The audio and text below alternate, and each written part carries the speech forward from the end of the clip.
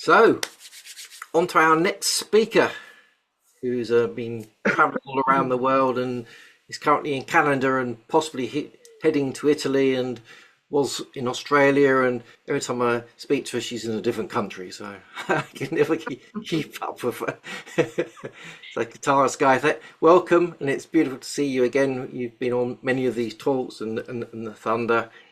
And again, there's lots of all of the website has got everyone's bio, and it's got all of the links, and everyone that's ever spoken is listed on the dragontalks.info webpage. So please do check them out. And many of them are giving discounts, and many of them have got lots of free offers. So do go to that page and scroll down. I know we're all in the century where we don't like scrolling. We go to the first page and we stop, but do scroll down and you'll see every speaker that's ever talked on Dragon Talks. So all their information is there. Their beautiful smiley faces and all of their information. So, today, I believe you're going to be talking about what kind of dragon are you? That's right. Whoa, I'm excited to hear. So, yeah, please do share with us. Thank you, Kev. And thanks, V, for that lovely, lovely presentation. I'm so delighted to always hear about the crystals and the dragons. So I've got only one of my crystal dragons here with me, but a beautiful soda light. And I've actually got so many of these crystal dragons. I love working with crystals, and I'm glad that you have guardians and messages for all of them. All right, so how about we just take a little bit of a breather and just come into our own energy again. Thank you, V. And if you want, you can turn off your screen, but how about just a little stretch? Because I know you guys have been paying really deep attention to V, maybe rolling your necks. I'm very much into embodiment work as well, and into qigong, and really being able to feel everything. So sometimes when we're just sitting all the time, if you need to get up and have a couple of shakes, do that. And also having V's beautiful energy, and maybe all of her dragons have come on in. So you can still hold the intention of any questions that you may have had, but also just holding that intention now as we shift into a different energy. Maybe as you consciously call in some of your dragon guides and spirit allies. If you've got any insights that you're hoping to have or gain, I love and I'm so grateful for all that Kev does to arrange and to organize all of us dragon lovers to be here. So thank you so much.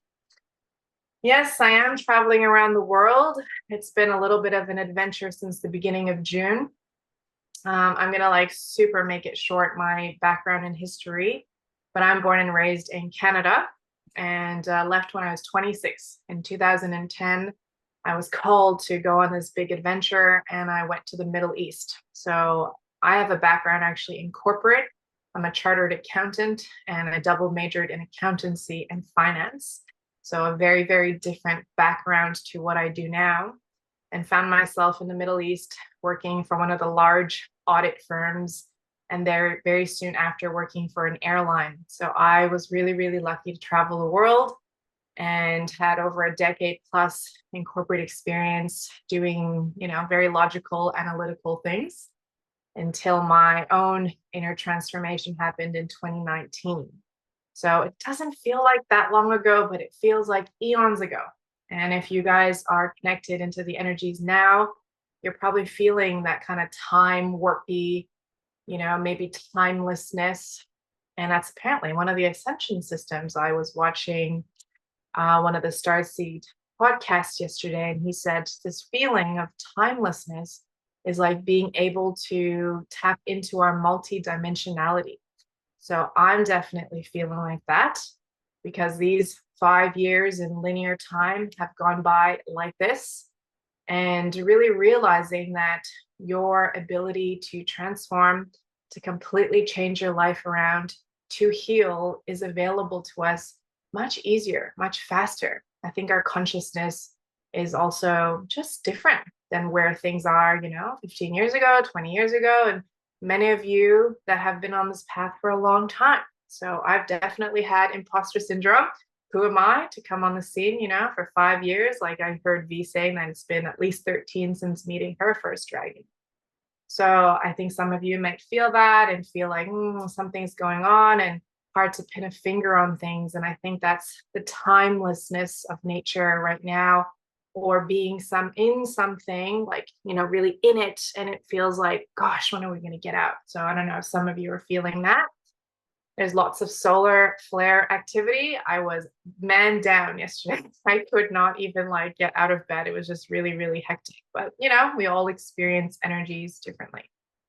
And that's also part of the reason I wanted to chat today. And this title came to me just 2 nights ago. I hadn't given Kev a topic, and they just came late at night when I was in that in-between state. And they're like, talk to them about what kind of dragon they are. And I'm like, okay, but maybe not even everyone identifies as a dragon. So I'm just going to speak to Kev and V just because I know them a bit more. And if others, want to pipe in, please do. So you can just type it in. But I actually want to know if you actually identify as a dragon, if you feel like you are a dragon. So just yeses if you want to give hands or type it in, because many of us are connecting to them and we really feel like they are guides, separate, outside of us. Look at all of the beautiful guides that V has been talking about, right? Like 64 of them. Could you be all 64? I mean, you might be. So here we go. Dina, yes, I recognize you. I think you're a speaker on the summit as well. Yes, soul origins. That's right.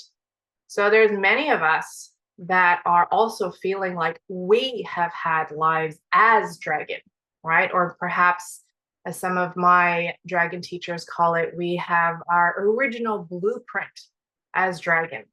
And so maybe it makes that it's much easier for us to connect to their energy. And one of my first shamanic initiations when I was dragonborn, I love it.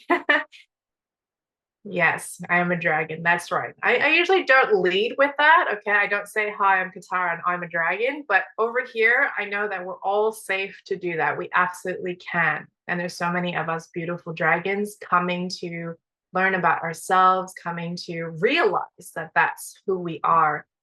But importantly, I like to emphasize that a lot of how I share, I like to relate it back to, and why do I care about that in my humanity?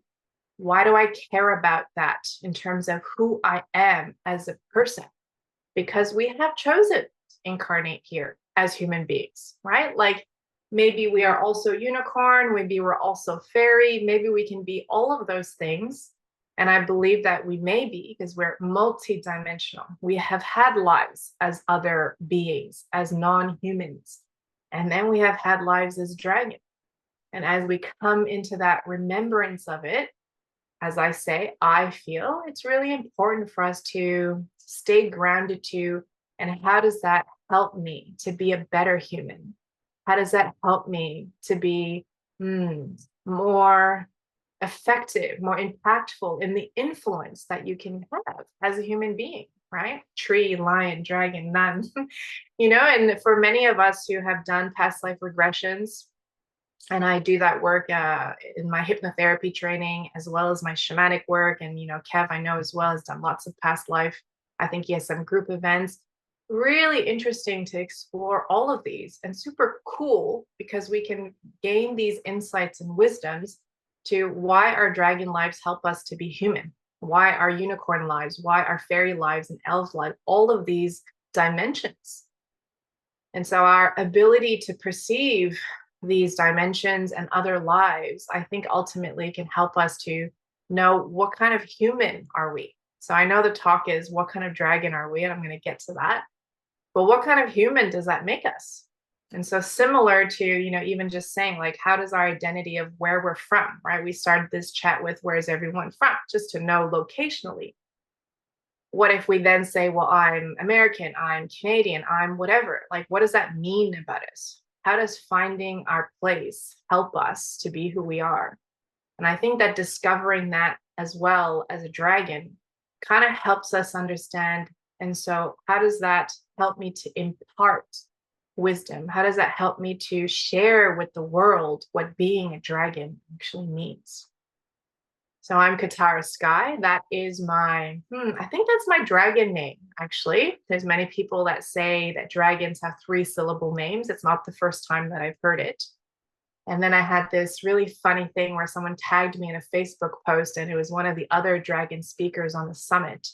I think Dean Bottles. And he made this huge post where he was burying some golden egg in Gaia. And he said that they named it Katara. And I was like, oh, that's exactly me. And that's exactly the golden eggs that I'm working with. So sometimes, when an energy is really present in the world, you're not the only one that's tapping into it. These dragon eggs, Kev's got a book and a huge trip in Rome all about the dragon eggs, but all of the dragons, there is no surprise that here we are in Year of the Wood Dragon in 2024, and everyone's talking about dragons. I had no idea that there are all these Facebook groups about all of these dragons. Okay. All right, so that's the beginning. I'm Katara. Yes, so now I am currently in Canada, moving to Italy. And I think part of that is definitely the calling of the dragons. So I do relate to dragons in many ways, guides, absolutely, presences within myself, but also in all of the ley lines and energies within the earth as well. So where I lived in the last 7 months, interestingly, happened to be right on one of the big ley lines that was going through Australia, the one that passes from Bali to Bairnsdale. And this town, it's like the smallest little country town. I'm like, why the hell did we come here? And I realized that it's right at the tip of where that line exits Australia. And according to, again, one of the other beautiful dragon speakers, Araya Anra, who talks about being one of the 12 dragons of Mu, exactly where I was the head of one of the female dragons. So there is no coincidence to the times and to the places that we're called to, because it can help you to awaken the dragon within you. Travels, being in certain places. And so now I'm being called to be in Italy. Yeah, powerful lines. I can't wait to go to Stonehenge. I'm like, all my sacred site stuff is like on the to-do list when I get to Europe. I'm being called to Italy. Apparently, again, there's this vortexing of this male and female energy over there, and the dragons are calling because apparently my baby dragon in my belly is wanting to be born on the lands over there. And I'm feeling that call. So yes, it's like, what synchronicities that I'm all into dragons. My branding is Awakening Dragons. And on the Lunar New Year this year, which was in February, I made a womb drum. So I'm a drum maker. I made a beautiful red womb drum and was really calling the soul of the baby in. And here we are. So baby wants to be born in Italy. And there we go. There we go. All the places and people that we meet on our path can help us to find the pieces of who we be. What is it that this dragon speaker is going to help me realize today in myself? What part of awakening with dragons is happening for me now? Because connecting with dragons, isn't just about how beautiful they look and which crystal we're going to work with, but awakening certain energies within you. So if we look at, let's say, the characteristics of dragon, and I want you guys to have a little, type it in the chat. Like, what do you think it means to awaken the dragon within you? So I'm going to share for myself. When I think of dragon, it's all about power. It's about heart integrity. It's about truth, honor, integrity. Did I say that already? It's about magic. They are the original alchemists and transformation beings. They are the keys to the mystical, right? Like, these are the things that I feel when I connect to dragon. When I say awakening dragons, it's not just the dragon guides, but they're those aspects of dragon within yourself. So what about you guys? Just pop in a couple of words. I think that I think each of these 64 dragons had something they represented, right? So those are the messages that came through for her. What about for yourself? When you're here wanting to connect with dragons, what do you want them to reveal for you? What do you want to awaken within yourself? Because ultimately, this is what it's about, awakening and finding pieces within yourself, birthing and protecting. Absolutely. The portal of birth is the portal of death. Don't forget that, okay? Yes, and awakening to probably the truth of who we are, and just having a read of some of the titles, and some of the things that you're naming, and they're absolutely in resonance with what I feel about dragons. So pay attention to each and every one of these dragon speakers, whether it's on Dragon Talks or Dragon Summit. Not one person, not one teacher, not one guide is going to have all the answers for you. So I think it's really important also to hold the intention of what it is that you're seeking in your healing journey, in the things that you're wanting to use in your powers. I'm just reading some of the things. Yeah, and supporting your embodiment, absolutely, of multidimensionality. So when you hold and you know what intention it is that you're working for yourself, then when you kind of open your field to, well, who can help me with that? And if it's specifically a dragon healer, a dragon channel, amazing. You're going to find the one that gives you a piece that you need. Okay, like everything that I'm sharing now, like, yes, I have some notes, but I realize I'm totally going off notes because this is what the dragons are telling me to say, right? To give that guidance that really comes from just me as a channel, me with the heart open to say, what do I want to tell people about dragons? And one of the main messages of this one, there were 3 topics I wanted to cover. Let's see if we get there. Is finding the pieces to uncover your total truth. Second was a little bit of touching base on the Oriental dragons, the Chinese dragons, because I feel, gosh, there's just no information about them. Everyone talks about all the other dragons. So I had to really go in deep dive, like, oh, what do we know about the Oriental dragons? And then thirdly, to actually tell you the kind of dragon I am. I am a matrix dragon. Okay, so I'm just going to leave you percolate with that word because it's only come to me actually this week as I was integrating different pieces of myself. So that's the intention of the talk. So really hold that intention. What do you want the dragons to transform for you in your life? For me, even before realizing that I had called dragons in, and I'm not going to actually share the full story of meeting dragons, I'm going to refer to, let me see, I wrote it down somewhere. I think it's episode 12 on my podcast, which is called Awakening Dragons. Episode 12 was actually with Kev, and we talked about us meeting our dragons. So if you want to go and look at that, go have a look. And I think I also talk about it in the Dragon Summit that just passed as well. So if you want to know how I met the dragons and how they came into my life, you can go there. But today is about the piecing together of the different truths as I was embarking on this dragon journey. So all the dragons that you've met. So can I have a little chat enter here of what kind of dragons you've met? So, rainbow dragons, crystal dragons. Clearly, we know there are crystal dragons. What about other kinds of dragons? I know that you've probably heard and seen so many of them in Dragon Thunder in the group. There are so many. Blue rose, beautiful. Winged dragons, right. So I'm going to continue talking, but I just want to see what kind of dragons that you've connected with. And so as I was discovering, so now I'm just going to go on the basis that I already know I'm a dragon, right? So I'm like, okay, so what lineage am I from? What kind of dragon am I? And so again, different teachers may have different lineages, like how we talked about the archetypes. That's right. And for myself, I was like, okay, but do I belong? Am I one of these gemmy dragons? Am I part of the white dragon family? And I definitely am. Right. So there was this knowing of, oh, I'm part of a white dragon family. I think Alessandra from Dragon Summit talks about white dragons. And I felt that resonance. Black dragons. Oh, they're connected to Archangel Michael, major guide, one of my first guides that came through. I must be a black dragon. Right. But then I started feeling into it more and I'm like, I'm really connecting to the element of fire. I'm super close to the elementals. A lot of my training was shamanic this lifetime, probably other lifetimes. Merlin's very mystic.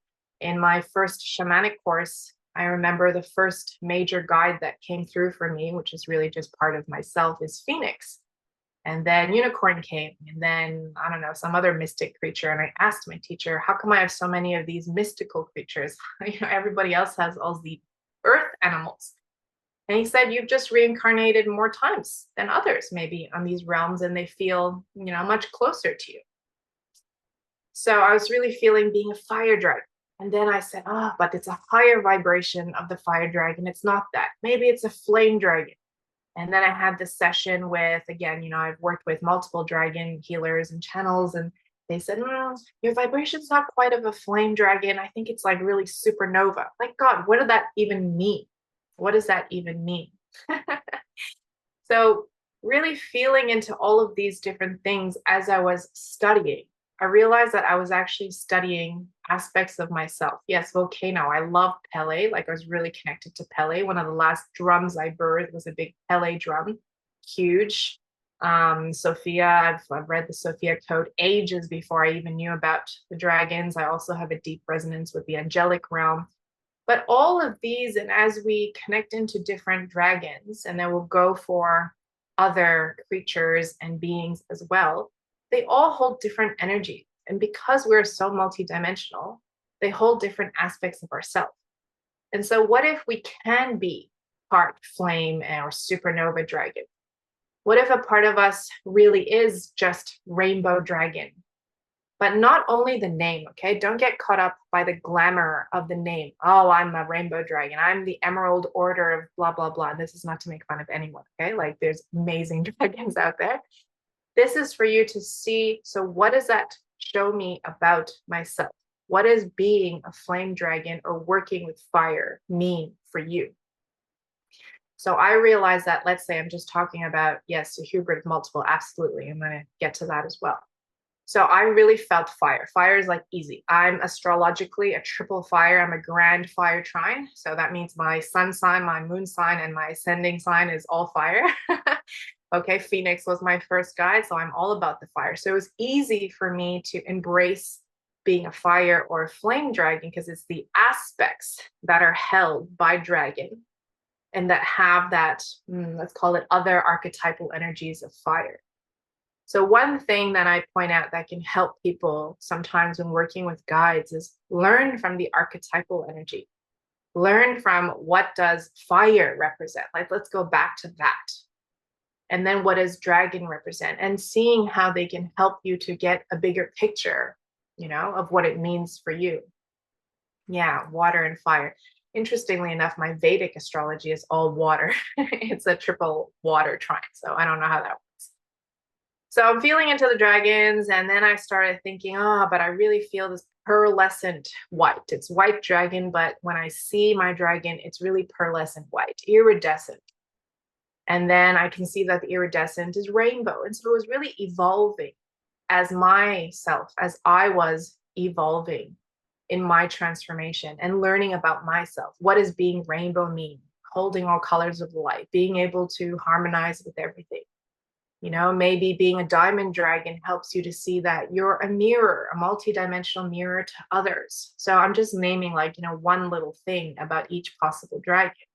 But each little thing that I was exploring really showed me an aspect of myself, because it wasn't like one kind of dragon was going to be the be all and end all. And so I did start getting a bit frustrated, even my human self, very frustrated with, well, what does that even mean? Like, how come I can't find my lineage? And so I don't know if you guys have ever done your DNA testing and all of that. We're always curious where we come from. Maybe we are curious to know where we come from so we know where to go, or really to own all our lineages and our mastery. So I do think that exploring the types of dragons and seeing where your all the elements, yeah, I see that. Seeing where you resonate and what you resonate with helps you to learn about yourself. So don't worry too much about, I don't resonate with those types of dragons, or I don't resonate with those archetypes, or I don't resonate, with how they look at dragons. Because everyone has different lineages that we're coming from spiritually, as well as, in human form. So in human form, as you can see, I'm Asian. And, if you look at zodiac, that's a whole different way of looking at our astrology as well, right? I'm very, as I said, connected to the elements. And so I didn't realize, but a lot of how I connected into spirit realm, I was really like connecting to nature and connecting to the elements. And so I really wanted to explore, well, how come there's so little information about the Oriental dragons? how come I can't find as much? Because as much as, some of the Facebook groups have so much to share, I rarely hear us talking about the Oriental dragon. So I'm just going to share a little bit about it, just to share some knowledge, because maybe some of you might resonate with that as well, even if your human lineage isn't Asian per se. So has anyone connected to Oriental? I think I saw an Oriental dragon thing pop up somewhere. Yes, Guan Yin, absolutely. So I think we will get chance to do a bit of a transmission at the end. I'll say that now. So I've brought my drum, so we might do a little bit of a transmission and toning. And absolutely, I work with Guan Yin, and her energy is very present. In fact, if you listen to the podcast or the Dragon Summit, I think I talk about my huge back tattoo, which I originally went to my tattoo artist to say, I would like to have Guan Yin on my back. And then he made a really funny statement. He says, why would you tattoo a face of yourself? Yeah, it's true. I wouldn't. Anyway, so that's the story of my back tattoo. Okay, so Oriental dragons. I couldn't find a lot of literature. It's very interesting. There's a lot of, Wikipedia entries and things like that. But of the Asian dragons, I really actually was looking for books that were actually written by, probably Chinese or Asian people and then translated. And I did find a couple, and some of the key things I want to highlight. So Asian dragons, or Oriental or Chinese dragons specifically, usually they are four-legged serpent-like dragons. They are four-legged and serpent-like. They're usually very powerful symbols of auspicious power. And more often than not, I don't actually think they're ever related to being malevolent beings. So meaning, sometimes, unfortunately, in the West, we have lots of fairy tales and things where dragons are evil and, such terrible things we have to say of slay the dragons. Like, it's terrible how it's made its way into the fairy tales. But in the East, usually all the lore, L-O-R-E, in fairy tales is dragons are always auspicious. They are benevolent. They are related to usually the noble, and in particular to the emperor. So if you know anything about, like Chinese history, you'll see that emperors adorn themselves with golden robes. Their chairs and all their thrones and everything is all dragon-like. And in fact, in certain dynasties, it was actually forbidden to even associate with the symbol, because the symbol of dragon was just for the emperor, So these days, it's actually interesting because sometimes, because the dragons were on all of the flags, like the military flags and of the armies, the current government has often wanted to disassociate from that aggressive and quite military connotation of the dragon. So that's actually why they've gone for that cute little panda. But deep down, many, many Chinese are still using the term that we're the dragon's descendants, or if we look at the totem of a specific country, often China is still depicted as the dragon. So I think when I was looking at books on Amazon, and it was a book, I think, between Great Britain and China, and I think it was called The Lion and the Dragon. So, it's really interesting how these totems and these creatures are so actually immersed in our culture. And so the history of an Oriental dragon, I'm not sure if those that but it's actually usually comprised of 9 animals. And it's unclear of the exact origins, but many say that it's because of the different totems of the different tribes in China.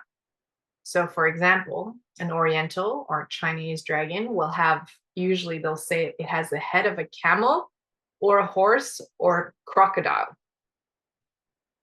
Like a head of a camel, a horse, or a crocodile. Horns of a deer, ears of a cow, the neck of a snake, the body of a fish, the scales of a carp, claws of an eagle or a hawk, eyes of a demon or rabbit, and then paws of a tiger.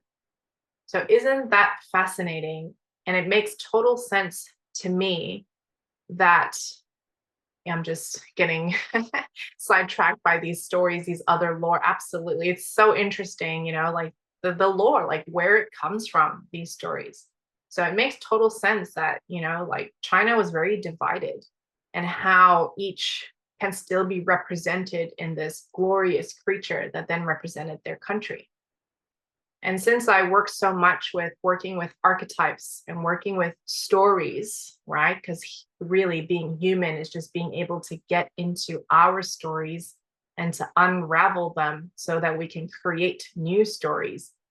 But being able to realize, what are the stories in our personal lives? What are the stories in our collective that are influencing how we see and how things are shaped? So there's also this other really beautiful legend about the carp, right? So the carp is like a fish. And so this carp saw the top of a mountain, and it swam upstream, not letting waterfalls in any way to stop it. And they say that as the carp was able to move upstream, that there was this mystical dragon's door, and that the carp became the great heavenly dragon. And so currently, still to this day, it is believed that several waterfalls in China could be the location of the dragon's door. And what's amazing is that this legend, right, is so deep in our culture that it's usually used as a symbolic representation of being able to surpass and being able to accomplish or exert great efforts. So for example, like when the scholars write their examinations and they pass, they're said to have passed the dragon's gate. They have passed the dragon's gate. So I think that, being able to examine the lore in our cultures, or like, let's say in your area, right? So like probably I'm going to say European dragons, even though I don't necessarily mean that, but like, like Celtic or Druid, or, like the Merlin, like that energy is so different than the lore and the story and the fairy tales from, let's say, the stories of the East. And because I grew up in the West, I actually have very little idea of most of the lore and the fairy tales of the East. Like I had to buy this book called Fairy Tales of China. And I was reading the titles and I realized I don't know any of these stories. I bought a deep dive once even to Guan Yin, because she was human and she has evolved over time. She was male and actually became female over time, in different traditions, to become how we know of her today. So it's sometimes really interesting to go back and really see how things have evolved, but that the energy of things probably hasn't very much. So I really resonate with some of the greater aspects of the Oriental dragon, about it being benevolent, being noble, and often associated with the elements, waters, clouds. There are stories of how the dragons live part of the year under water in the oceans, and at the equinox, when they change, they rise and they go to the clouds, and then they live in the clouds for the other half of the year.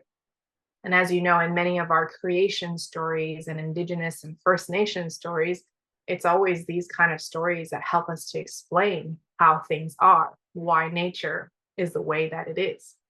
So dragons are often associated with the elements, water, clouds, living in the water. There's the 4 dragon kings, which is the 4 dragons of the 4 seas. And did you know that over 80%, apparently, I don't know when this book might have been written in 1922. I don't know if this has updated, but they say 80% of Chinese people actually believe in dragons. So, this is so deep in our consciousness about wanting to believe in the dragons, the unicorns, and the mermaids. And I think that I'm probably a little bit of all of those things. So see how, the Oriental dragons might resonate with you. Maybe it's simply being able to connect to the serpentine energy. So lately I've been working on my light language, and I realized that my dragon light language and serpentine was really getting entangled. Now, of course, as I'm unfolding it and working with it, I probably even couldn't discern that, but obviously I'm working with others, who can help me, just like you might have others that help you to connect to dragons, to get messages, to see how they can help you, and all the things. So in my search to deepen my relationship with dragon, I realized that actually I'm really connected to a serpentine energy. And maybe because I was in Australia, we have the rainbow serpent. And to me, serpent is like, belly on the ground, really in it, right? Because if you think of dragon, most of the time we think of them as flying creatures. They're really up there. But I think that we have to be really reminded that we're here to be human, and we're here having an embodiment and an experience. And that means belly to the ground, and like the snake, it's just in it. That's, to me, a lot of that serpentine energy as well. So I don't know if that resonates with some of you, or why I needed to talk about Oriental dragons today. But as much as it is about me learning about a cultural part of me deepening into dragons, it just helped me to realize, look, there are all kinds of dragons out there. Feel what it is that you're learning from each of them. And as the truth reveals as to exactly whether you had a past life with them, whether you were one, and you're working through the stories of that in the current life. So I'm being called to kind of just talk a little bit about past life energy. Yeah, so yes, Cobra, amazing. I often feel serpentine, like I don't necessarily even differentiate whether it's, snake, serpent, they're slightly different, but often I actually see, like when I'm singing, it's like calling that Cobra out and coiling, and also connecting to our Kundalini energy, or the feminine serpent and consciousness energy of Gaia. So there's all different ways that we can name things. And I think that's our very human mind of wanting to name things. So I think I had a point and then I have lost it, but we'll come back to past lives. So just about the dragons, there was a time when I was really connecting and wanting to, again, own more or deepen into my power. And I realized that this whole life I'm working on power, working on coming back into power. And what had to arise, because that's what I think past lives can be, right? It's energy that's potentially trapped in other lifetimes that are now kind of playing out now. And I realized that I had to liberate a few of those past lives. And one of them that I very painstakingly and with grief had to go to was one in which I was a dragon slayer. I was on the wrong side, if you want to call it that. I was the one that was abusing and using the power of dragons, not for benevolent causes. And being in that energy and remembering it was so devastating, because obviously now in this life, it's about working with them in a different way. So I really had to feel that grief and forgive myself and forgive all maybe the other times that I've lived lives in which, you did not fight for the light, and that you were, let's just say, on a darker side. Okay. Because everything is relative. Yeah, we're all light workers, but I think that we all are, it's just, we all have different karma and different timelines and different things that we're doing. So if you're struggling at any point to connect to dragons, or any of your guides for that matter, really see, it's like, well, how far back can I tie that energy to? What is in the way of that? Because if you're working on power, when have you abused power? If you're working on confidence, when have you given it away? If you're working with speaking your truth, when have you been restricted and you have not been able to speak your truth? Because I can assure you that somewhere in your past, whether it's in your childhood or in your past lives, those energies are going to be there. So I just wanted to speak a little bit about past lives and that. I will comment on what Jolene is just saying now, what kind of dragon you are, what the dragon looks like. So remember that we all have different, well, I would like to tell you that we all have different clairsenses in how we perceive things. So it's not always going to be visual. You're not always going to see things, even though, I'd love to and tell you that, my dragon's purple and has 4 wings and has, ember eyes. And, I can't tell you that. And actually, this is a nice thing to lead into what I mean by I'm a matrix dragon. So when I first worked with Araya, who yeah, helps people to connect and merge with their dragon self. When she, and as skillful and many years that she's been working with dragons, she couldn't actually tell me anything about what my dragon looked like. She's like, it's so big, your dragon, that it was like the sky. It was like the huge, backdrop energy. And that was like, more than 2 years ago. And so I had a recent session with her because things were converging, a few aha moments. And we realized that, or she even realized, I realized as well that, sometimes they're in these new energies as well. We're able to tap into consciousness, remembrances, and also new kinds of dragons. So I don't know if I'm a new kind of dragon. I just think that I'm sure that there are others that are like me as well. And so what I mean by matrix dragon is, rather than, let's say, being the form itself, so being, let's say, fire or being air, like if you want to use elements, I am like the space, right? So the fifth element is ether or akasha or spirit, depending what lineage you ascribe to. The fifth element is spirit. So it is the space that holds everything actually together. It's the backdrop energy. And it is matrix, because if you look at the definition of matrix, and I know I actually love that movie, but sometimes we have bad or not poor connotations of that word matrix. But matrix, if you look at the definition, is a surrounding substance within which something else originates or develops or is contained. Part 2, matrix is like the womb. Yeah, definition 3. It's also where a rock or a substrate, for example, that crystals grow on. So that's what the matrix actually means. So if you take that into the context of, well, okay, so I'm not quite the fire element itself. I am not any of these other elements. Let's say I'm going to use that as an example. I am the fifth element, the space that is able to contain and to allow form to take shape. And so that might sound a little bit weird, but it's necessary, right? You need to have it. If you did not have ether, if you did not have space, if you did not have akasha, then you wouldn't have anything where form actually originates from. Yeah. And so as soon as we said matrix, I'm like, what I could see was like, if you think of how our neural pathways are all linked, and you've probably seen some digital designs where it's like they all light up, but they're all connected, like by nodes or parts of intersection. And so that's how I kind of see my dragon form, is like, I'm like a network, okay, or something that touches upon every node, or at least is connected to every other point. And so the first words that came through when I was tuning into how am I going to answer that? What kind of dragon am I? I wrote, I am one and I am many.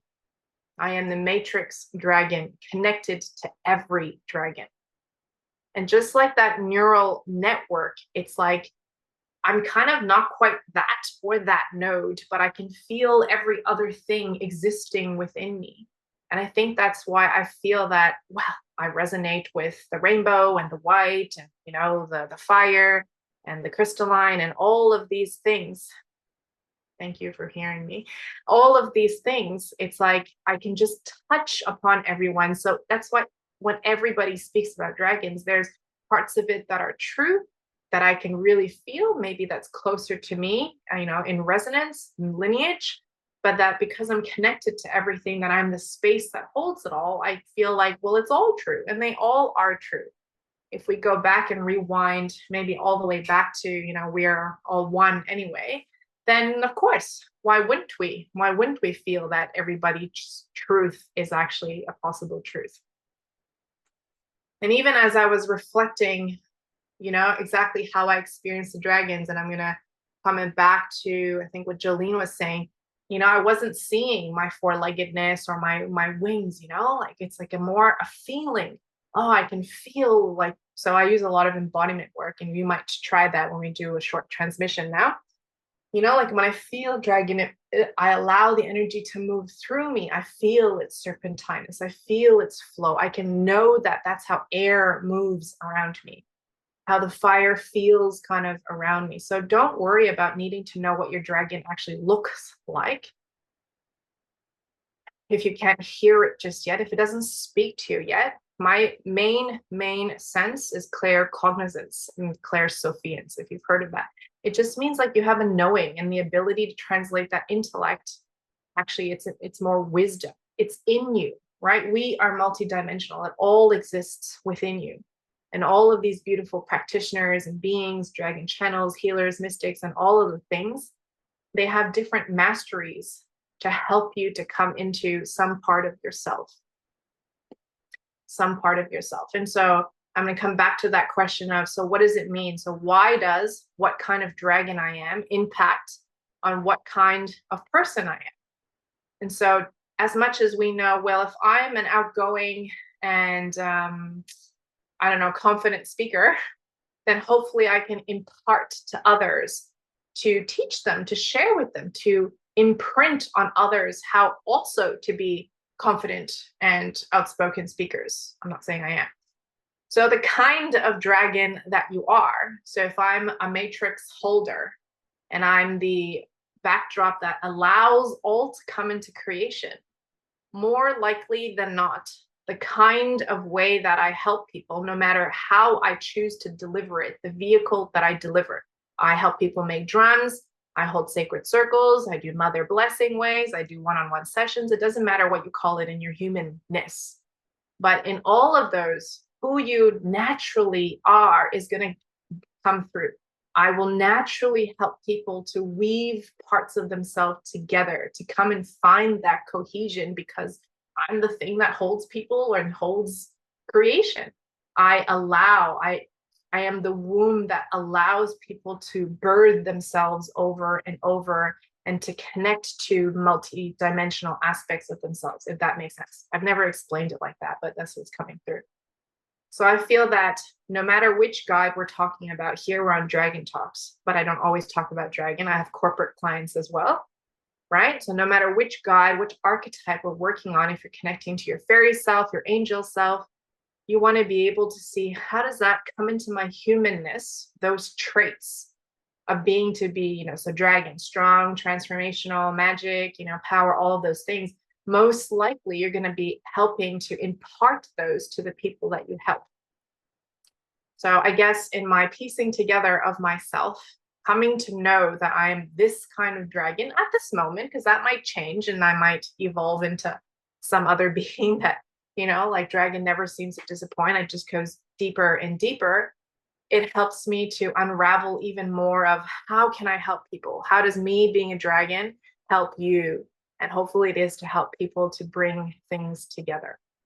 Okay, so I'm going to do a little short transmission. I know it's 3:53. I am conscious of time.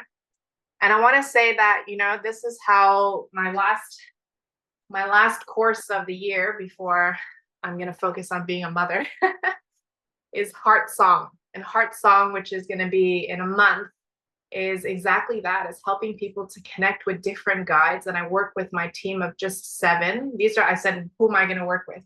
And these are the 7 that have been with me for ages. Archangel Michael, I'm not going to name them all, but Archangel Michael, Guan Yin, Dragon, of course, Mermaid, Phoenix are just some of the energies that we might have even talked about.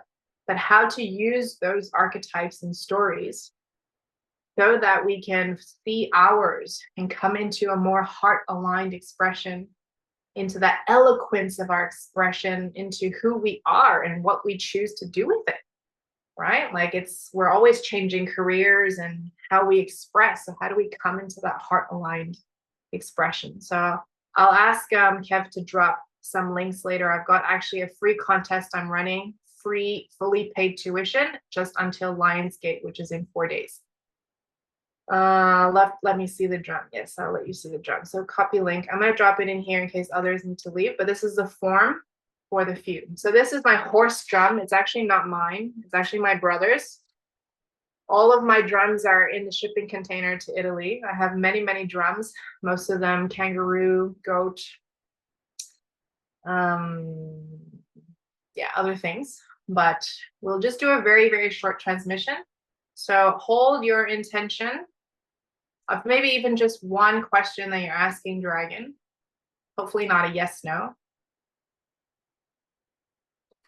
And I'm just going to make a bit of sound, and how I invite you to use sound is to let it tell you a story, let it tell you the answer. And even though it's short, it doesn't matter how much time we have. Be clear and hold the intention.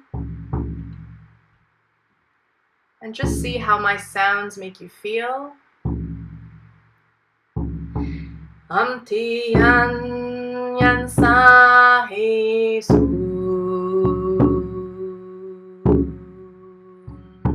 Hamti yasa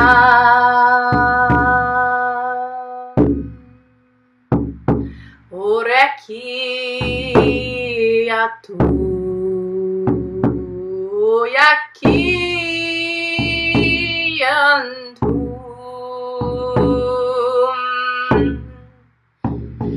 Oyasai yanta Oesan yanta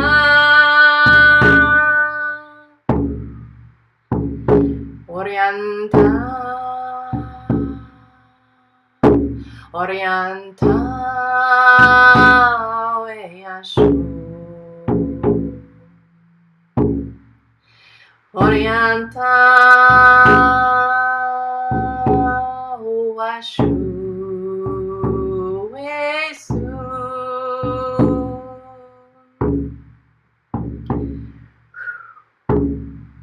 And hold that intention, because today is actually also the new moon.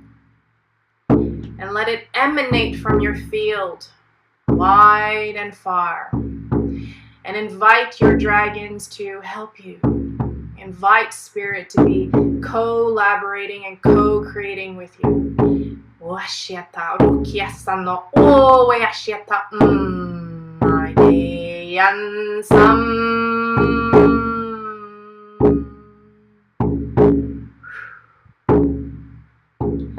and just wrap all of that intention up and gather it in your heart. Place it there. And just take 2 more breaths and let it move over your body. Uryashiana eyasata washyati. And trust and know that your guides, your higher self, perhaps your dragons, are with you. Trusting does not mean that you need to see, hear them. You just have to know that they are there. Siata rietiasha. And rest that trust and intention in your heart. Whenever you're ready, you can come back to your awareness. Deep breath in and exhale. And you can pop back on whenever you're ready. Now, I know that I have been gathering heat in my body for at least the last 30 minutes. Usually that happens when I'm doing a clearing session. And I'm like, oh, I want to take this off, but it's like so fucking hot. So whatever it is, you know, I say before you start manifesting your new moon intentions or what you're working towards, you've got to release, let go of beliefs, let go of what you think you know. What you think you know about dragons, about anything.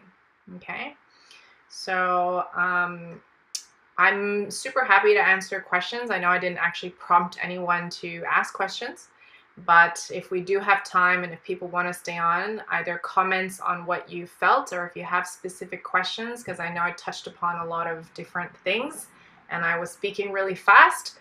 I think because the dragons just had a lot that they wanted me to get through. So let me know. So Kev, is it okay to take a couple of questions, or do we need to end it like now? No, if people want to hang around, I'm happy to hang around. So yeah, any questions you've got? There's a couple of people with their hands up. Dina's got a hand up. Oh yes, I've seen Dina for a while. Yes, Dina. Is that intentional or just faulty hands up?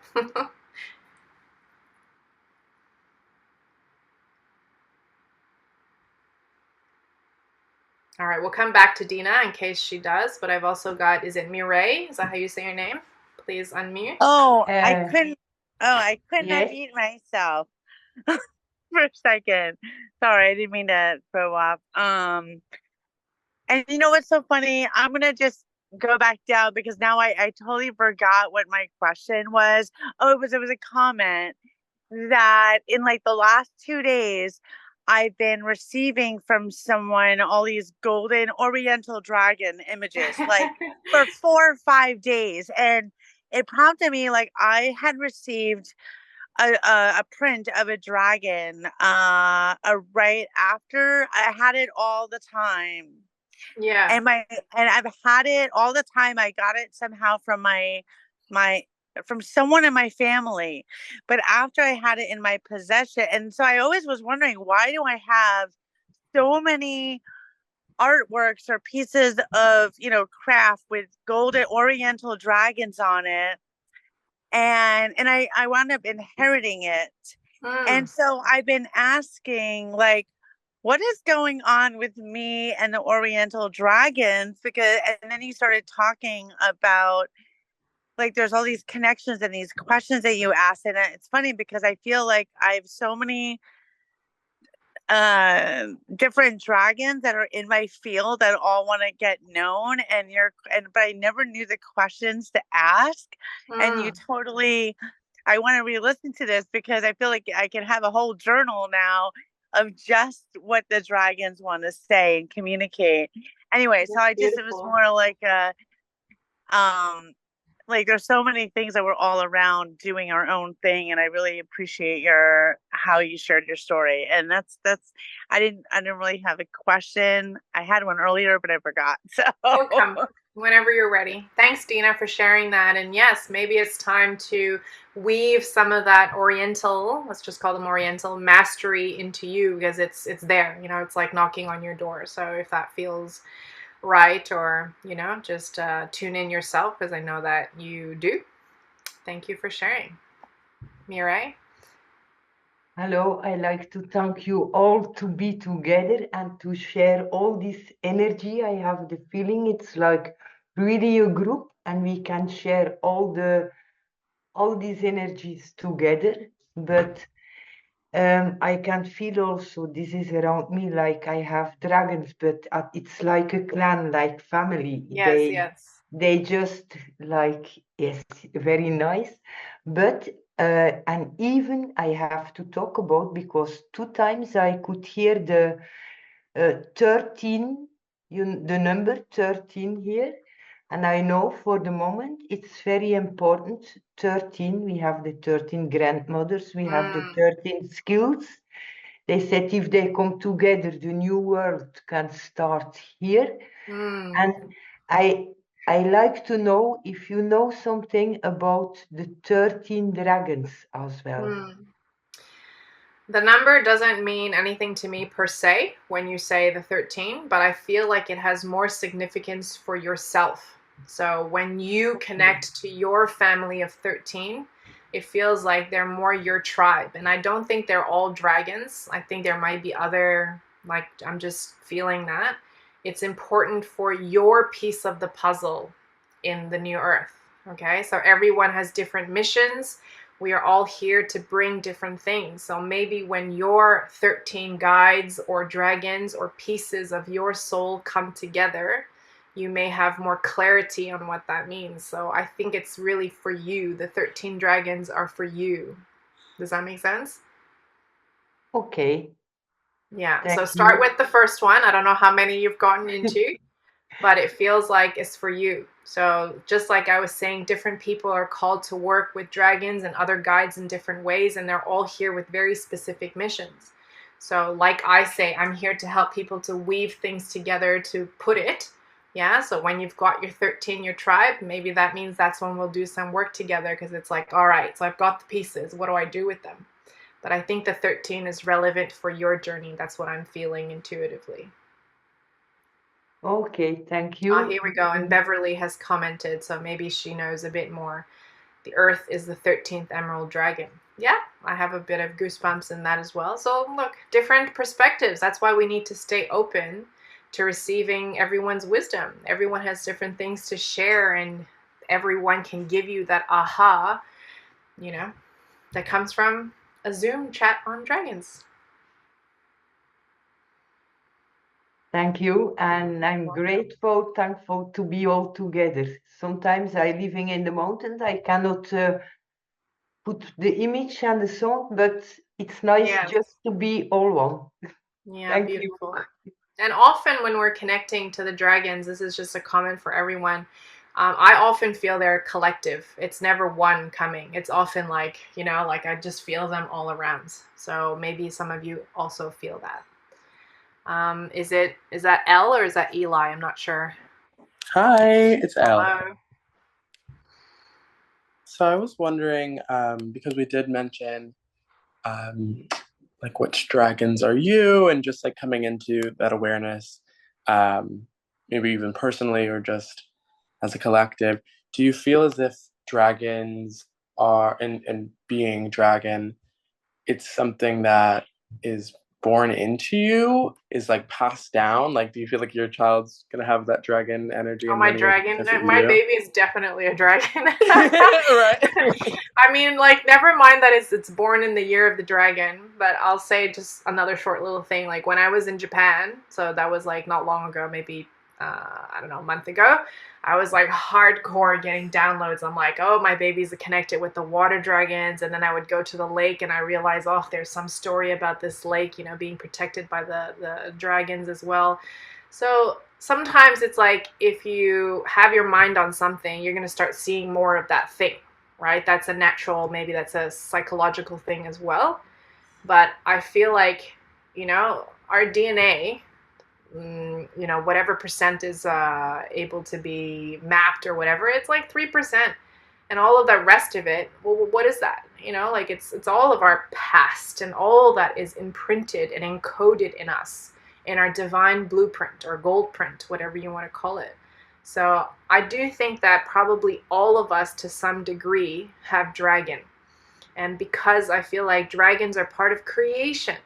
So if we all emanate and you know, have left and came from source, then of course we're going to have some dragon codes within us. It's just a matter of how much is there, I suppose, or how many times you might have chosen, well, let me be dragon again. Oh, I'm going to try out being human. I don't know. You know, like I'm talking about it in a very human way, but I think all of us can tap into dragon codes, but not all of us in this lifetime are meant to do something with it or remember their dragon self. But I do believe that all of us can connect to the dragon codes and have it within us. Maybe Kev and V can comment too, but that's what I think. Thank you so much. I really appreciate that. You're so welcome. Any other questions? Drum journey, yes. Thanks for sharing all the links. And yes, I'm going to come to you in a moment, Clifford. If anyone wants to check out my program, I have 2 more spots that I'm totally gifting away, but you have to tell me what transformation you're seeking for in your life, and that closes in 4 days. Clifford?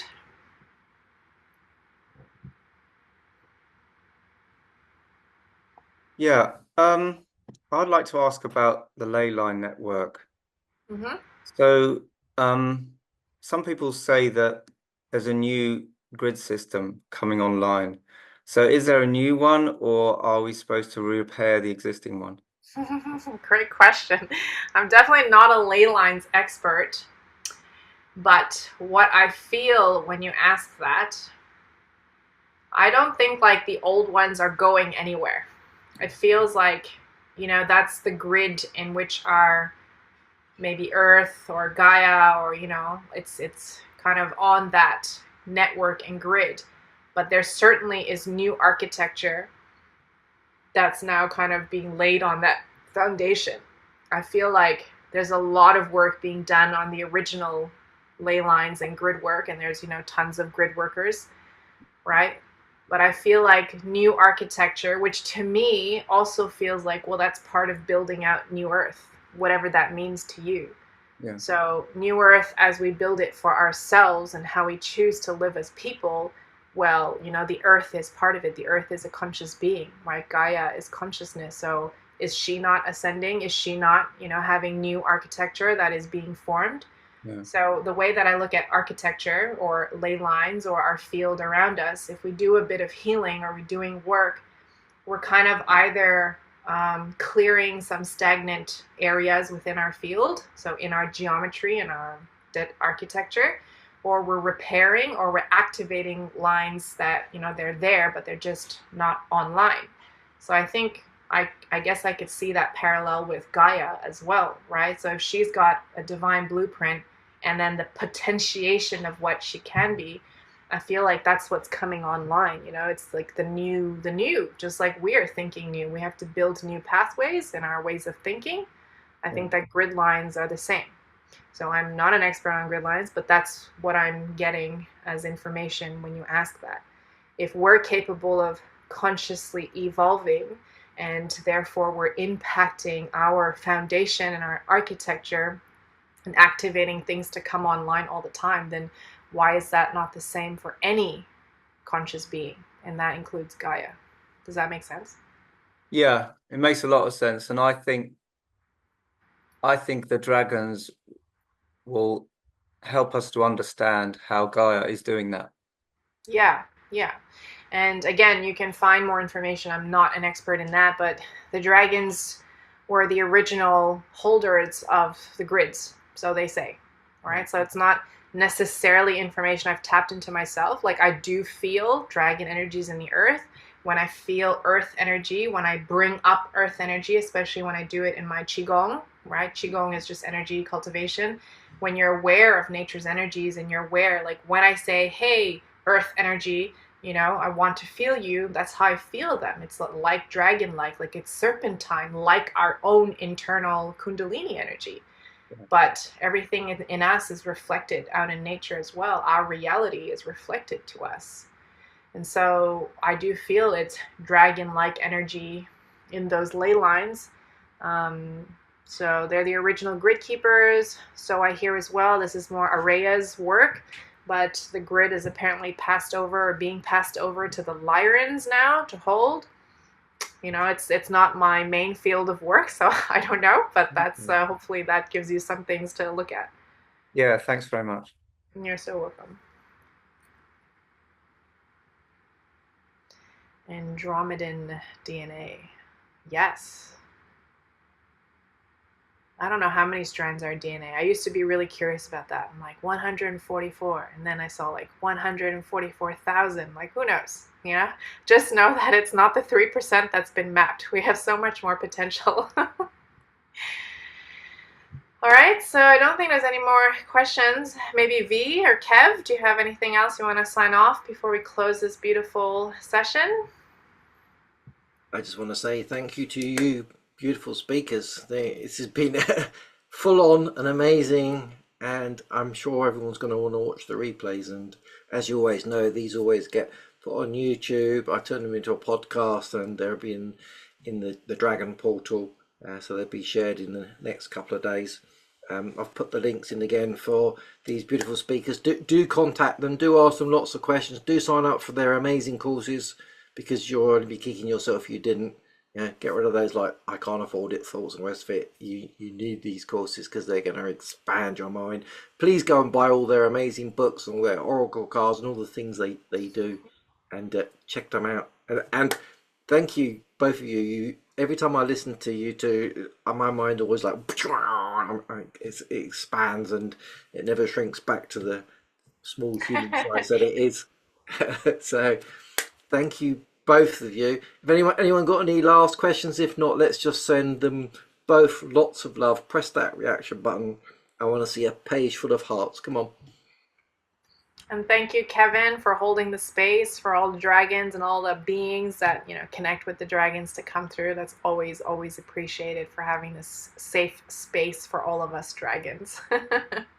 Thank you, Wasn't Kev. always safe.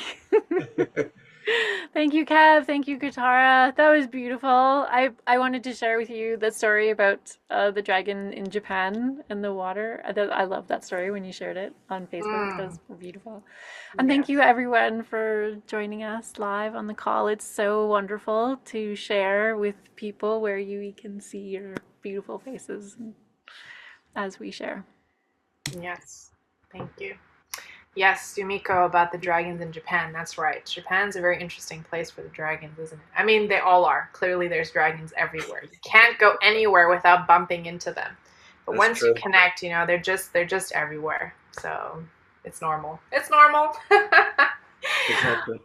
All right, beautiful people. Thank you so much. I'll see you at another talk or somewhere online. Thank you so much. We'll see you in Italy then. Thank you. Yes. Bye. Ciao. Thank you, everyone. Have an amazing rest of your days, mornings, afternoon, and evenings, and I'll see you all next time. There Bye. you go. Bye. Bye.